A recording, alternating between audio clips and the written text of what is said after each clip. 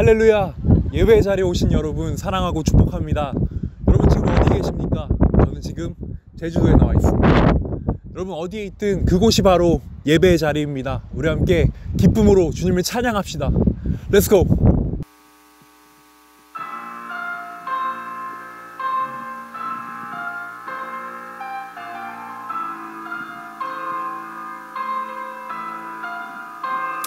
우리 함께 각자의 삶의 자리에서 주님을 예배하기 원합니다. 우리 향한 주님의 사랑을 찬양합시다. 나를 향한 주의 사랑 산과 바다에 넘치니 내 마음 열 때 주님 나에게 참 자유 주셨네. 늘 진리 속에 거하며 나의 손을 높이 들고 언제나 주님의 사랑을 노래하리. 아멘. 우리 함께 목소리 높여서 큰 목소리로 나를 향한 주의 사랑, 나를 향한 주의 사랑 산과 바다에 넘치니 내 마음 열 때 주님 나에게 참 자유 주셨네. 늘 진리 속에 거하며 나의 손을 높이 들고 언제나 주님의 사랑을 노래하리. 주의 사랑 노래하리라. 영원토록 노래하리라. 주의 사랑 노래하리라. 영원토록 주의 사랑 노래하리라. 주의 사랑 노래하리라. 영원토록 노래하리라. 주의 사랑 노래하리라. 영원토록 노래하리라. 내가 춤을 출 때 다 비웃겠지만 그들도 주와 알게 되면 함께 기뻐 춤을 추게 되리. Let's dance! 내가 춤을 출 때 다 비웃겠지만 그들도 주와 알게 되면 함께 기뻐 춤을 추게 되리.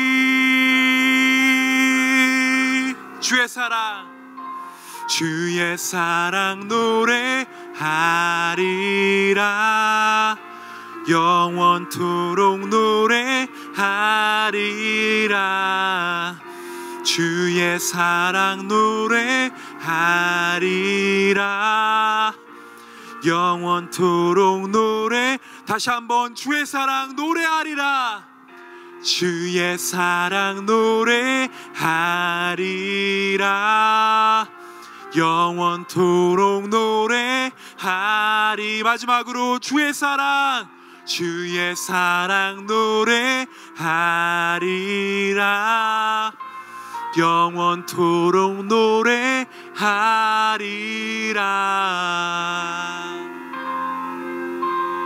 주님, 논산에서도 주님을 찬양하겠습니다. 아멘.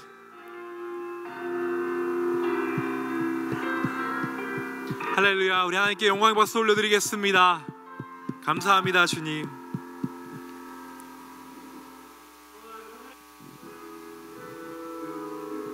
충성. 여러분, 예배 자리에 오신 여러분 사랑하고 축복합니다. 여러분이 이 영상을 통해 예배를 드리고 있을 때쯤 전 논산에서 열심히 훈련받고 있을 겁니다. 만난 지 3주밖에 안 되는데 갑자기 이게 무슨 일이냐 하시겠지만 누구나 누구나 떠나야 하는 그런 시기가 있어요. 전사님이 바로 그런 시기가 그런 시기가 왔습니다. 네. 하지만 여러분 걱정하지 마십시오. 3주 뒤에 3월 18일 날 전도사님 다시 돌아옵니다. 그때 우리 코로나가 좀 더 좋아지면 우리 그때 대면 예배하면서 진짜 기쁨으로 행복함으로 함께 예배합시다. 여러분 그때까지 전도사님을 위해서 기도해 주세요. 저도 여러분을 위해서 논산에서 기도하겠습니다. 여러분 그때까지 관장교회 청소년부는 영상을 통해 비대면 예배로 드려집니다. 여러분 코로나 조심하시고 건강 조심하시고 영상을 통해서 영과 진리로 예배하는 여러분이 되었으면 좋겠습니다. 여러분 건강하세요. 3주 뒤에 만나요. 광고 마치겠습니다. 바이. 다 같이 기도드리시겠습니다. 사랑이 많으신 하나님 아버지, 거룩한 주일 주님 전에 나오지는 못했지만 각자의 처소에서 온라인으로 예배할 수 있게 인도하여 주셔서 감사합니다. 하나님은 우리에게 예수님을 보내주셔서 한없는 사랑으로 새 생명을 주셨건만 우리는 어려움을 만나며 불만과 불평을 늘어놓고는 하였습니다. 전지전능하시며 온 우주의 통치자이신 주님의 위대하심을 인정하지 못했던 우리의 죄악을 용서하여 주세요. 믿음은 바라는 것들의 실상이요 보지 못하는 것들의 증거라 하신 말씀을 기억합니다. 우리의 현재의 모습을 보기보다 우리의 미래를 이끌어 주실 주님이심을 믿고 이 어려운 코로나 상황을 잘 이겨나갈 수 있기를 원합니다. 세상에는 정말로 많은 다양한 청소년 문화들이 있습니다. 그것들을 분별하여 우리가 취하는 그런 지혜를 허락하여 주시고 언제 어디서나 성령님 동행하시어 거룩한 자녀로서 주님과 더욱 친밀하게 성장해 나갈 수 있도록 인도하여 주셔서 주님이 주시는 비전과 소망으로 하루하루 은혜의 열매를 맺는 삶 되도록 인도하여 주시기를 원합니다. 박승균 전도사님 말씀을 전하실 때 성령님 함께하여 주시고 꿀송이보다 더 달콤한 그 말씀을 새겨들어 우리의 삶이 변화되도록 인도하여 주시기를 원합니다. 전도사님 3주간 훈련을 가셨습니다. 안전하고 건강하게 훈련을 잘 마치시고 다시 만날 수 있도록 인도하여 주시옵소서. 오늘 함께 하실 우리 구주 예수님의 이름으로 감사하며 기도하였습니다. 아멘. 오늘 하나님께서 우리에게 주신 말씀은 신약성경 마태복음 18장 21절에서 22절까지의 말씀입니다. 마태복음 18장 21절에서 22절까지의 말씀. 여러분 성경책 있으시면 꼭 찾아보세요. 18장 21절에서 22절 짧으니까 저와 여러분이 함께 한 목소리로 읽어보겠습니다. 시작. 그때 베드로가 나와 이르되 주여 형제가 내게 죄를 범하면 몇 번이나 용서하여 주리이까 7번까지 하오리이까. 예수께서 이르시되 내게 이르노니 7번뿐 아니라 7번을 70번까지라도 할지니라. 아멘. 네, 제가 짧게 기도하고 말씀 나누도록 하겠습니다. 하나님 감사합니다. 주님 오늘도 저희를 말씀의 자리로 불러주심에 너무나 감사드립니다. 주님 우리 안에 미움의 마음이 올라오고 분노의 마음이 올라올 때마다 주님께서 우리에게 가르쳐 주신 말씀을 기억하려고 합니다. 주님 오늘 이 말씀을 통해 우리가 삶의 방식이 바뀌고 주님 우리가 더욱 사랑하며 더욱 용서하며 살 수 있는 사람들이 되도록 주여 인도하여 주시옵소서. 예수님의 이름으로 기도드렸습니다. 아멘. 제가요 인스타그램을 굉장히 좋아합니다. 여러분 인스타그램 아시죠? 인스타그램 아시는 분들은 아시겠지만 제가 인스타그램을 굉장히 또 많이 하고 즐겨 해요. 그래서 어제도 제가 인스타그램을 이렇게 보다가 사진을 하나 보게 됐는데요. 그 사진을 올리는 계정이 평소에는 일상생활 속에서 공감되는 말들을 예쁘게 이 캘리그라피라고 하죠. 그 공감되는 말들을 캘리그라피로 이쁘게 써서 올리는 그런 계정이에요. 그날도 어제도 일상 속에서 많은 사람들이 공감될 만한 말, 많은 사람들이 좋아할 만한 말 하나를 올렸는데요. 뭐라고 써져 있었냐면 너의 적을 용서하되 그 자식 이름은 기억해둬라. 제가 지금 상당히 순화시켜서 표현한 거예요. 저희 3주 뒤에 또 봐야 되니까. 네, 스코틀랜드 격언이라고 하더라고요. 몇천 개의 좋아요가 눌러져 있었습니다. 그만큼 많은 사람들이 이 말에 공감한다는 것이겠죠. 자, 너의 적을 용서하되 그 자식 이름은 기억해둬라. 야, 맞는 말이네. 맞는 말이네. 내가 다시 한번 똑같이 당하지 않으려면 용서는 하되 그 사람 이름은 똑똑히 기억해 둬야겠지. 이렇게 저도 생각하면서 무심코 좋아요를 눌렀습니다. 그리고 그날 설교 준비를 위해서 성경을 딱 펴고 오늘 본문 말씀이 마태복음 18장 21절을 읽어 내려가기 시작했습니다. 우리 한번 같이 읽어볼까요? 마태복음 18장 21절. 자, 시작. 그때 베드로가 나와 이르되 주여, 형제가 내게 죄를 범하면 몇 번이나 용서하여 주리이까? 일곱 번까지 하오리이까? 예수께서 이르시되 내게 이르노니 7번뿐 아니라 7번을 70번까지라도 할지니라. 딱 읽는데 아까 인스타그램에 올라온 사진 속 글귀가 떠오르더라고요. 너의 적을 용서하되 그 자식 이름은 기억해둬라. 그리고 그 말에 공감하면서 좋아요를 눌렀던 제 자신이 떠올랐습니다. 그리고요, 성경을 잠시 덮었어요. 잠시 덮었습니다. 제가 전해야 할 이 말씀 앞에 서니까 막상 좀 창피했습니다. 내가 진짜 자격이 없구나. 그리고 다시 생각해 보았습니다. 나의 오른뺨을 친 사람의 이름을 바득바득 기억해 두는 그것이 과연 예수님이 말씀하시는 용서인가? 내가 이번 한 번은 용서하는데 내가 너 이름 똑똑하게 기억할 거야.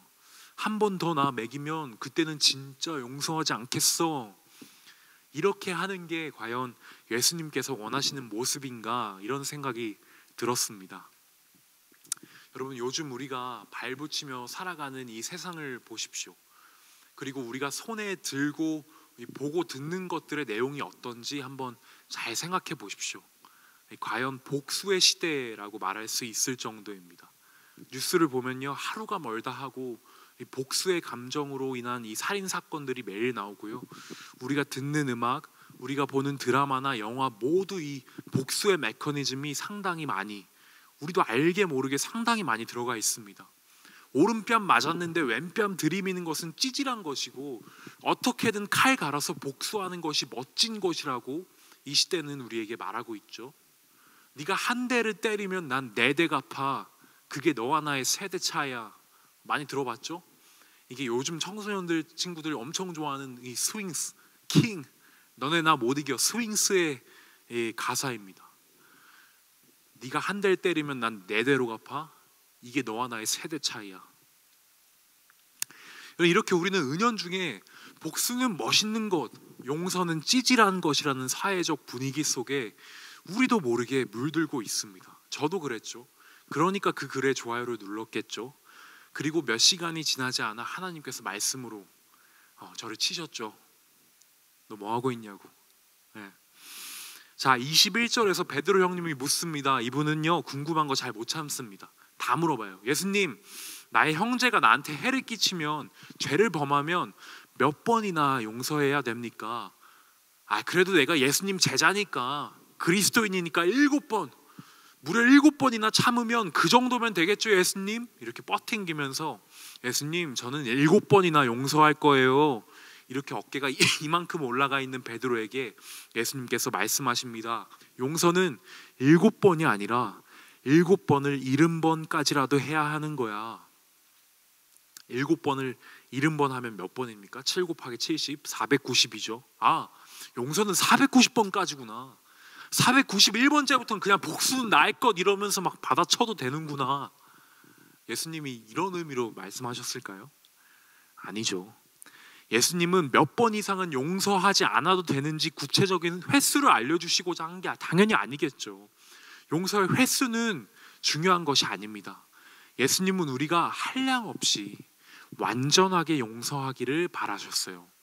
사실 베드로는 예수님 한 7번 용서하면 될까요? 이렇게 질문하면서 아마 좀 으쓱했을 겁니다. 그 당시 유대 사회에서 숫자 7은요 전통적으로 완전한 숫자로 여겨졌어요. 그러니까 7번 용서한다는 것은 완전한 용서에 대한 이야기라고 할 수 있었죠. 이 랍비들은 누군가를 3번 용서하면 그에게 용서가 무엇인지를 충분히 보여준 것이라고 가르쳤다고 합니다. 동일한 죄를 3번 용서하면 충분하다고 가르쳤죠. 그렇기에 베드로의 이 질문은 예수님 7번 용서하면 될까요? 이 질문은 당시 보편적으로 인정되던 횟수보다 2배 이상 용서하겠다는 의지의 표현이었습니다. 그러니까 베드로 어깨가 이만큼 올라갔죠. 그렇게 이 용서의 횟수에 집착하는 베드로의 질문에 예수님은 무한대를 말씀하십니다. 무한대. 하나님의 은혜를 말씀하셨습니다. 7번씩 70번 490번이 아니라 무한하게 한계 없이 용서하라고 말씀하십니다. 그리고 이 용서의 무한한 횟수는요, 나아가서 용서해야 할 일에 무한한 범위를 말한다고 할 수 있습니다. 이 정도면 뭐 내가 용서해야지. 그래, 내가 참지 뭐, 내가 그리스도인인데. 이번엔 내가 용서할 수 없어. 이번 일은 못 참아. 나한테 대머리라니 용서 못해. 여러분, 이게 아니라는 겁니다. 어떤 일이든 상관없이 용서하라고 예수님은 우리에게 말씀하십니다. 왜 그래야 할까요? 우리가 왜 그래야 하죠? 우리가 한없이 용서해야 하는 이유는 무엇일까요? 그 근거를 예수님께서 이어지는 비유로 말씀하십니다. 한번 찬찬히 살펴보겠습니다. 오늘 본문 23절을 보면요, 그러므로 천국은 그 종들과 결산하려 하던 어떤 임금과 같으니 하고 나옵니다. 예수님이 또 비유로 천국, 하나님 나라를 설명하고 계시죠. 하나의 이야기로 가르쳐주고 계십니다. 예수님이 항상 하나님 나라, 천국을 이야기할 때는 이야기나 비유로 말씀하십니다. 자, 오늘 본문 22절의 뒤쪽 이 23절부터 보면요, 임금에게 1만 달란트를 빚진 한 종이 있습니다. 1만 달란트. 여러분, 사실 이 1만 달란트가요, 말도 안 되는 어마어마한 수치의 금액이에요. 우리가 그동안 이 교회 교육을 통해서 달란트를 너무 가볍게 여기게 됐어요. 그럼 달란트 시장하면 이 5달란트로 막 떡꼬치 사 먹고, 10달란트면 뭐 노트 필기구 이런 거 살 수 있고요. 출석 열심히 하고 말씀 열심히 암송해서 100달란트로 여러분 뭐 삽니까? 생각해보면 터닝맥 카드 이런 거 사고 있죠. 그런데 여러분, 사실은요, 그 당시 노동자들이 하루 뼈 빠지게 일해서 받을 수 있는 하루치 노동에 대한 임금이요, 1데나리온이에요. 1데나리온. 그런데 이 한 달란트는 600데나리온에 해당되는 금액이라고 합니다. 좀 헷갈리죠. 그러니까 지금으로 따지면 쉽게 말해서 최저시급 기준으로 한 달란트는 약 4천만 원에 해당되는 돈이죠. 우리는 사실 이 1,000만 원대 화폐로 떡꼬치 사 먹고 터닝맥 카드 사고 했던 겁니다. 플렉스. 네, 플렉스죠. 따라서 이 1만 달란트를 빚졌다는 것은 숫자로 따지면 4천억에 가까운 빚을 졌다는 것입니다. 즉, 절대로 갚을 수 없을 만큼의 큰 빚을 의미합니다. 한 사람이 평생 벌 수 있는 것보다 훨씬 더 큰 금액이죠. 여러분, 1만을 뜻하는 헬라어, 이 신약 성경이 쓰여진 원어는요, 무리온이라는 말인데요, 이 말은 무수한이라는 의미로 쓰여지기도 합니다. 따라서 1만 달란트를 빚졌다는 의미는 사실상 계산이 불가능할 정도로 큰 빚을 졌다는 것을 나타내는 이 의도적인 과장법인 것이죠. 그러니까 예수님께서 그만큼 말도 안 되는 양의 빚을 진 한 종이 있다는 걸 표현하고 있으십니다. 여러분, 당시 유대 문화권에서 빚을 많이 져서 노예가 된 사람과 그 가족이 일하는 동안에 발생하는 수익은 즉각 그 주인에게로 가는 그런 관습이 있었습니다. 이런 경우에는 빚을 진 당사자뿐만 아니라 가족 전체와 그리고 미래의 가족까지도 채무를 떠안게 되는 겁니다. 한 개인의 빚 때문에 그 후손이 세대를 거듭하여 노예로 살아야 하는 그런 상황인 것이죠. 그렇기에 여러분, 예수님은 지금 이처럼 소망 없이 엄청난 빚을 진 사람을 묘사하고 계십니다. 그래서 이 종은요, 자기 아내와 자식들의 목숨을 구걸하면서 이렇게 주장합니다. 26절에 그 종이 엎드려서 말하죠. 좀만 참아주세요. 조금만 기다려주세요. 조금만 시간을 주시면 제가 다 갚을게요. 여러분, 말도 안 되는 거죠. 4천억을 어떻게 다 갚습니까? 이 보통의 임금이라면 야, 말도 안 되는 소리 하지 마. 진행시켜. 그 종과 그 종의 모든 가족들을 팔아 넘겼을 겁니다. 그런데요, 더 말도 안 되는 장면이 펼쳐집니다. 임금이 종의 빚을 하나도 남김없이 다 탕감해 줍니다. 여러분, 엄청난 반전이죠. 주변 사람들 깜짝 놀랐을 겁니다. 이 말도 안 되는 빚을 그냥 탕감해 준다고? 임금의 몇 마디 말에 종은 그 수천억의 금전적 속박에서 벗어났고요, 그의 온 가족은 평생 호되게 치를 뻔했던 그 노예 생활을 면하게 되었습니다. 말로 표현할 수 없는, 거의 상상조차 할 수 없는 은혜를, 용서를 입은 것이죠. 27절에 그 빚을 탕감하여 주었더니 이 탕감해 주다의 원어는요, 이 죄와 관련된 용서를 나타낼 때 사용되기도 합니다. 죄의 용서를 이 빚의 탕감으로 비유하고 계신 것이죠. 자신의 능력 밖에 있는 빚을 갚을 그 시기를 조금만 연기해 달라고 이 비는 그 종의 간절한 간구에 주인은요, 모든 부채를 탕감해 주는 상상조차 하지 못했던 은혜로 응답합니다. 우리는 이 이야기를 통해 하나님 나라를 엿볼 수 있습니다. 그 나라는 하나님 앞에서 무수히 범죄한 종들로 가득 찬 나라입니다. 그 종들이 진 빚을 합산하자면 1만 달란트를 훌쩍 뛰어넘을 만큼 많은 죄를 진 죄인들이 그곳에 있습니다. 하나님께 갚아드리고자 해도 도저히 갚을 수가 없이 큰 빚을 지며 우리는 살아가고 있습니다. 생각해 보십시오, 여러분. 우리는 삶의 정말 많은 순간들 속에 우리는 하나님을 떠나 살고 있지 않습니까? 선한 것이라고는 찾기 힘든 삶의 모습, 그리고 우리의 중심 아니겠습니까? 분명한 것은 그때가 언제이든 빚에 관해 반드시 심판받게 되어 있다는 것입니다. 1만 달란트를 빚진 저 종처럼 심판대 앞에 서는 날이 반드시 온다는 것입니다. 그러나 하나님은 저 임금처럼 우리의 빚을 다 탕감해 주셨습니다. 우리의 죄를 용서해 주셨습니다. 그 용서의 증거가 바로 십자가에 달리신 예수 그리스도이시죠. 우리가 죄인 되었을 때, 우리가 아직 죄인 되었을 때 그리스도께서 우리를 위하여 죽으심으로 하나님께서 우리에 대한 자기의 사랑을 확증하셨습니다. 여러분 어떻습니까? 우리가 아직 죄인 되었을 때 아닙니까? 우리 삶에서 수많은 순간에 우리의 중심은 우리도 모르게 죄를 짓고 살고 있지 않습니까? 그 죄값은 우리의 능력으로 갚을 수 없을 만큼 큽니다. 우리는 종종 그래 내가 착하게 살아야지, 그리스도인이니까 착하게 살아야지, 내 선행을 통해 그 값을 다 치르겠다고 다짐하지만 어떤 선행으로도 그 빚을 다 갚을 수는 없음을 우리는 잘 알고 있습니다. 하지만 그때에 하나님은 예수 그리스도를 통해 우리를 용서하시고 우리의 빚을 모두 다 탕감해 주셨습니다. 우리는 이것을 한량없는 은혜라고 부르죠. 그런데 이야기가요, 여기서 끝이 나지 않습니다. 이 한량없는 은혜를 입은 종이 나가서 하는 짓을 좀 보십시오.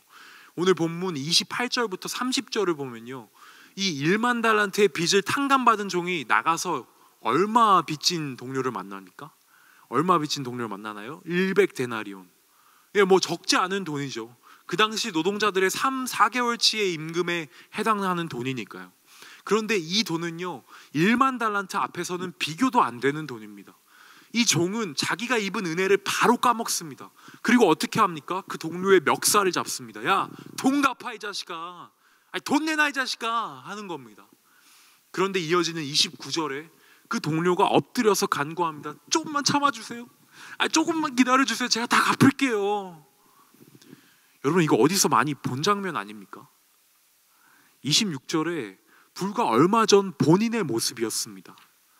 그런데 여러분, 그 후의 반응이 어떤가요? 30절, 허락하지 아니하고 그 동료를 옥에 가둬버립니다. 주인은 이 모습을 다 보고 33절에 이렇게 말합니다. 내가 너를 불쌍히 여김과 같이 너도 내 동료를 불쌍히 여김이 마땅하지 아니하냐. 여기서 우리는 예수님의 가르침, 그 가르침이 어떤 것인지 알 수 있습니다. 우리에 대한 하나님의 용서하심은 다른 사람에 대한 우리의 용서로 반영돼야 한다는 것입니다. 우리들은 하나님께서 우리들에게 행하신 대로 용서로, 그리고 사랑으로 다른 사람들에게 행해야 한다는 것입니다. 그리고 이제 35절의 마지막으로 예수님께서 이 비유를 통해 말씀하십니다. 35절에 너희가 각각 마음으로부터 형제를 용서하지 아니하면 나의 하늘 아버지께서도 너희에게 이와 같이 하시리라. 우리들이 진정 마음에서 우러나오는 용서를 하지 않으면 하나님께서도 똑같은 방식으로 우리를 용서하지 않으실 것이라고 예수님은 그렇게 말씀하십니다. 용서의 주체는 우리라고 말씀하고 계십니다. 용서는 다른 누군가가 대신 해주는 것이 아니라, 하나님께서 대신 해주시는 것이 아니라 우리가 의지를 내어 해야만 한다는 것입니다. 이것은 우리의 선택 사항이 아닙니다. 그리스도인이라면 마땅히 용서해야지 하는 부드러운 권유도 아닙니다. 진정 마음속에서 용서하지 않은 사람은 거꾸로 하나님께서도 용서하지 않으실 것이라는, 그렇게 의무로서의 용서를 말씀하고 계신 거죠. 그런데 사랑하는 여러분, 용서가 말처럼 그렇게 쉽나요? 우리가 우리에게 피해를 주고 상처를 준 누군가를 용서한다는 게 쉬운 일입니까? 절대 그렇지 않습니다. 정말 어려운 일입니다. 어쩌면 받은 은혜를 까먹고 바로 나가서 누군가의 목덜미를 잡는 저 종의 모습이 우리의 모습일 수 있습니다. 더군다나 모두가 복수를 높이 사고 용서의 가치를 거들떠도 보지 않는 이 시대의 흐름에 역행하여 용서를 이야기하는 것 자체가 어려울 수 있습니다. 예수님께서는 용서를 의무로서 이야기하셨지만 우리의 마음은 무거워집니다. 용서가 그만큼 어렵기 때문입니다. 오른뺨을 맞았을 때 그 차오르는 화를 억누르고 왼뺨을 들이미는 게 말처럼 그렇게 쉽지가 않기 때문입니다. 사실 사람은 누구나 누군가에게 크고 작은 잘못을 저지르죠. 누군가 저지른 잘못에 대해 피해자가 보일 수 있는 태도는 두 가지입니다. 복수하거나 혹은 용서하거나. 동일한 상황에서 사람들이 보이는 이 두 가지의 각기 다른 반응의 결과는요, 정반대로 나타납니다. 피해자는 자신이 입은 상처를 근거로 이번엔 반대로 자기가 상처를 주는 이 복수의 행위를 정당화합니다. 결국 복수란 것은 누군가에게 상처가 된 그 상황을 종식시키지 못하고 가해자와 피해자 모두를 끝나지 않는 복수의 사슬로 얽어맵니다. 복수는 또 다른 복수를 낳으니까요. 이 악순환은요, 매우 파괴적인 결과를 낳죠. 복수의 당사자들 뿐만 아니라 그들이 속한 공동체가 큰 상처를 입습니다.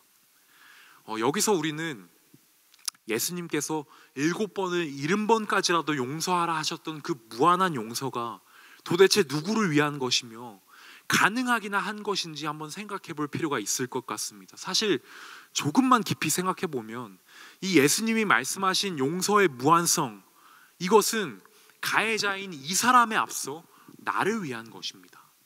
나를 위한 것. 나아가 피해자와 가해자, 너와 나 모두의 자유를 위한 것입니다. 아까 말씀드렸듯이 복수의 사슬은 누구에게도 도움되지 않죠. 복수는 상처를 준 너, 상처를 받은 나, 그리고 공동체를 파괴합니다. 따라서 복수가 아닌 용서를 택한다는 것은 나와 너, 우리 모두를 그 사슬에서 푼다는 것입니다. 의지를 내어 누군가를 용서하기 시작할 때, 그리고 그 사람을 위해 기도하기 시작할 때 그 사람으로 인해 받은 상처가 치유되고 그 상처로부터 자유케 되는 시작점, 그것이 바로 용서라는 것이죠. 예수님의 무한하게 용서하라는 메시지가 우리들에게 불가능한 것처럼 보이는 것은 당연합니다. 멀게만 느껴지는 것이 당연합니다. 우리의 삶이 그렇지 않기 때문입니다. 그런데 용서가 언제나 가능한 것만을 용서한다는 의미라면 사실상 용서라는 이름을 가질 수 없어요. 용서할 수 없는 것을 용서하고자 노력하는 것, 그것이 바로 진정한 의미에서의 용서라고 할 수 있겠죠. 말씀을 맺겠습니다. 예수님은 너 자신을 사랑하는 것처럼 이웃을 사랑하라고 말씀하시면서 그 이웃의 범주에 원수를 포함시키십니다. 마태복음 5장에 또 내 이웃을 사랑하고 내 원수를 미워하라 하였다는 것을 너희가 들었으나 나는 너희에게 이르노니 너희 원수를 사랑하며. 이웃은 사랑하고 원수는 증오하라는 이 세상의 가르침, 전통적 가르침을 비판하시면서 사랑할 만한 사람을, 그런 사람들만을 사랑한다면 이미 그것은 사랑이 아니라고 말씀하고 계신 겁니다. 즉 예수님은 자기 사랑, 이웃 사랑, 원수 사랑, 이 세 가지의 사랑을 사랑의 범주에 포함시키십니다.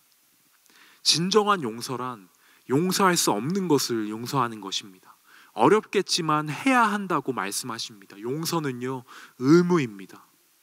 그러니 여러분, 어렵겠지만 우리 용기를 내어 용서하는 삶을 삽시다. 우리가 사순절을 들어가면서 내가 이제껏 정말 용서하기 힘든 단 한 사람을 떠올리며 이번에는 예수님의 고난에 동참하는 마음으로 그 사람을 용서하는 노력을 올 봄에 한번 해보기를 저와 여러분에게 도전합니다. 우리 용기를 내어서 복수가 최고라고 말하는 이 시대의 흐름을 거슬러 예수 그리스도의 사랑을 선포하며 삽시다. 세상이 우리를 보면서 바보라고, 쟤는 맨날 지고 산다고 손가락질할 때 이 얼얼해진 왼뺨을 한 번 더 들이밀면서 우리가 입은 그 은혜를, 또 주님께서 하신 말씀을 기억합시다. 내가 너를 불쌍히 여김과 같이 너도 내 동료를 불쌍히 여김이 마땅하지 아니하냐.